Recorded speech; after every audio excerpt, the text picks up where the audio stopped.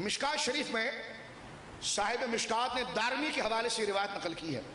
میری ماں حضرت عائشہ صدیقہ رضی اللہ تعالیٰ عنہ کے عمل ہے، مدینہ شریف میں بارش نہیں ہو رہی تھی. مدینہ شریف میں میرا آقا کا وصال ہو چکا تھا، مدینہ پاک میں بارش نہیں ہو رہی تھی.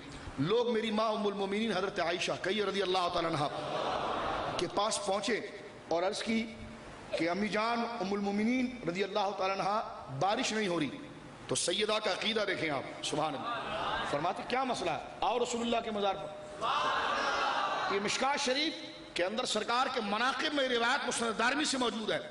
سرکار کے روضہ اقدس پر سیدہ عائشہ نے خود سب کو جمع کیا اور فرمائیے سرکار بلا تشبیہ، میں مثال نہیں دے رہا ہوں، نہ کوئی نقشہ سمجھا رہا ہوں، آپ کو سمجھانے کے لیے صرف اشارہ دے رہا ہوں، اس کو میں سمجھ لیجئے گا. تو سرکار کی قبر شریف جہاں تھی تو میری ماں نے کہا یہ جو قبر جو حضور آرام فرما رہے ہیں اس کی سیدھ میں جو چھت ہے اس کو درمیان سے کھولو. تو صحابہ کہتے ہیں ہم نے ڈنڈوں سے لکڑیوں سے اس کو ہٹایا. اب ہٹایا کیونکہ کھجور کی شاخوں کی چھت تھی، جب وہ ہٹایا تو آسمان میں اور سرکار کی قبر کے درمیان جب کوئی فاصلہ نہیں رہا تو بادل آنا شروع ہو گئے. یہ مشکات موجود ہے. میں نے تم بھی تو مشکات اپنے مدرسوں میں پڑھاتے ہو، کیا ترجمہ کرتے ہو ان حدیثوں کا، کیا اس بارے میں تعبیریں کرتے ہو؟ بادل آنا شروع ہو گئے اور سرکار علیہ الصلوۃ والسلام کی مزار اور آسمان بالکل ایک جیسا نظر آ رہا ہے اور بارش برسنا شروع ہو گئی. راوی کہتا بارش اتنی برسی کہ پہلے بھی برسی تھی لیکن جتنا سبزہ اس بارش میں ہوا ایسا سبزہ کبھی نہیں ہوا.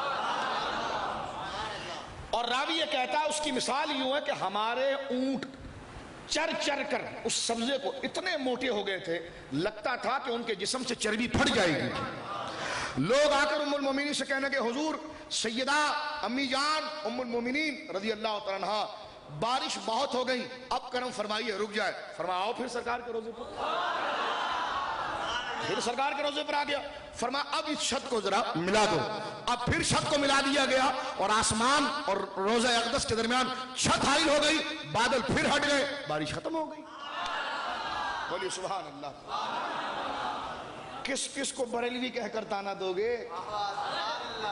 اب تو سیدہ عائشہ بھی بریلویوں والا عقیدہ بیان کر رہی ہے اور صحابہ بھی بریلیوں والی بات کر رہے ہیں.